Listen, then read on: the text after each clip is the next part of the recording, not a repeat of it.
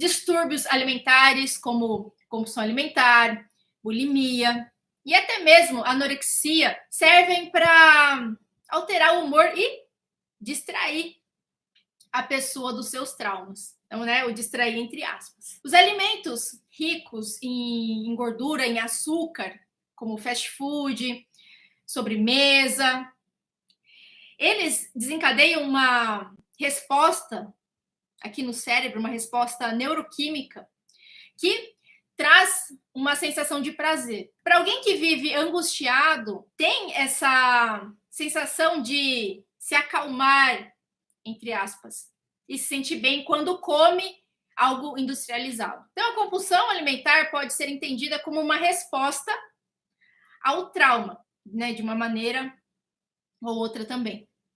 Pode servir como um mecanismo de proteção. Isso é mais comum em casos de abuso ou agressão sexual, onde os sobreviventes, muitas vezes, de forma inconsciente, né, ou muitas vezes o subconsciente, começa a construir uma parede de gordura corporal para se proteger. Uma das funções do subconsciente é a proteção. E para nos proteger, o subconsciente, como eu falei aqui também anteriormente, não pode nos dar uma arma, não pode nos ensinar a lutar. Se quando eu era criança, eu era pequena, eu não consegui me proteger e eu passei pelo que eu passei, então eu vou ficar grande. A gordura para nossa mente é como uma armadura de guerra. Por isso, o excesso de peso é uma forma de proteção. Sabe aquele peixe baiacu que fica assim grandão quando vê um predador, né? Quando o predador se aproxima dele? É isso que a nossa mente subconsciente faz. Então eu vou ficar grandona, porque assim vai ser mais difícil alguém me pegar no colo, alguém me abraçar e abusar de mim de novo. Ou então, se os abusos ocorreram fora de casa, na casa de alguém, de algum conhecido, a mente entende, né? A mente vai registrar ali. Sair de casa é perigoso. O subconsciente vai acionar a função de proteção. O que eu vou fazer para nunca mais acontecer isso?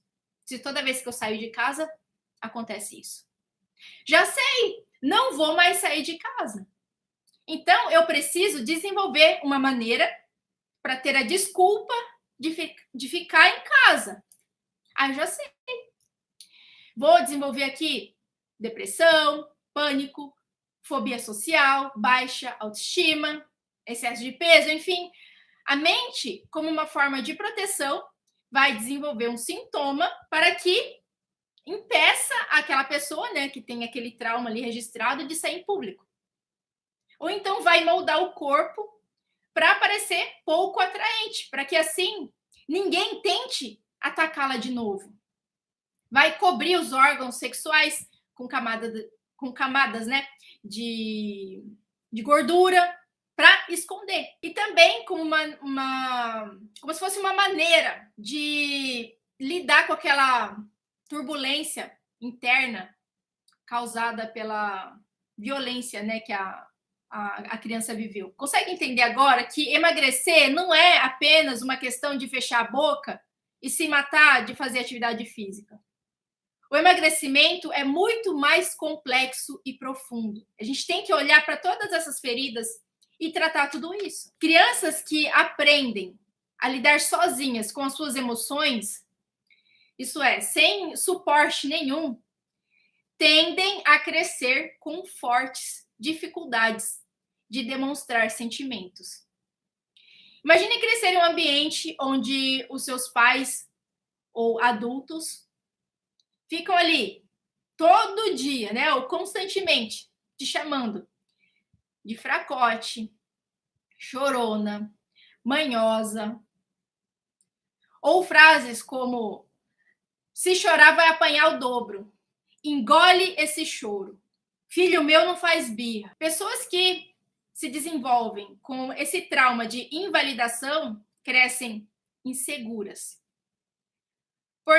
E elas podem, né, se tornar pessoas frias. Por quê? Afastam toda emoção, né, para serem consideradas fracas ou frágeis, porque ficou registrado ali na mente que ela não pode ser fraca, entre aspas. Segundo, abusos físicos ou psicológicos. Esse é um dos traumas de infância mais comuns, infelizmente, e cria gatilhos profundos e também sensíveis. São problemas que podem voltar à mente de uma criança que foi molestada, violada ou desrespeitada, por exemplo. E isso pode se manifestar todas as vezes que aquele adulto se envolver mais intimamente com alguém ou quando começar a desenvolver, a entrar ali na fase, né, das relações sexuais. São gatilhos fortes que deixam a pessoa insegura de viver aquilo novamente. Então a pessoa cria barreiras e se distancia de toda e qualquer forma de relação afetiva. Terceiro, bullying e agressões. Crianças passam grande parte da infância dentro dos muros da escola ou da creche. É um espaço que, na minha opinião, deveria ser seguro, mas nem sempre é o que acontece. Muitos estudantes acabam enfrentando os problemas de exclusão, bullying e até agressão de outros coleguinhas. Nossa, aqui no Japão é muito comum isso. Algo que nem sempre os professores percebem ou sabem lidar com isso. Então, muitos adultos crescem inseguros ou extremamente ansiosos com a sua aparência ou características que os seus coleguinhas ficavam tirando sarro, ficavam julgando na época da escola. Ou até mesmo piadinhas dentro da própria família, onde a criança se sente acuada, envergonhada. E muitas famílias não reconhecem que essas brincadeiras, entre aspas, né, desenvolve problemas reais e profundos na vida dessa criança que vai se tornar um adulto. Quarto, abandono ou rejeição. Traumas de infância englobam vários tipos de conflitos, mas também a indiferença dos pais ou familiares. O que faz a criança sentir abandono ou rejeição, e esses sentimentos acabam sendo presentes ali, né, ao longo da vida adulta. Esses sentimentos fazem com que a pessoa se torne dependente emocionalmente de alguém, tenha descontrole, se afaste ou simplesmente tenha medo de entrar em qualquer relacionamento. Quando ela vê que está ficando sério, ela cai fora por conta dessa ferida que está ali dentro. Quinto, relacionamentos problemáticos na família. Poucos entendem essa situação como geradora de traumas, mas crescer em um ambiente tóxico na família pode ser um grande problema para o desenvolvimento de qualquer um. O trauma de infância se cria em situações desconfortáveis. Isso é, em gatilhos do dia a dia que marcam ali profundamente a vida de uma pessoa. Se um bebê ou uma criança cresce na presença de um relacionamento não saudável, seja dos pais, dos irmãos, avós ou, sei lá, quem quer que seja, ela convive com uma perturbação. E um exemplo de afeto falso, tudo isso são registros que a mente vai inserindo ali. E com isso, tem a tendência de repetir padrões de comportamentos. Tudo isso de forma inconsciente, tá, pessoal?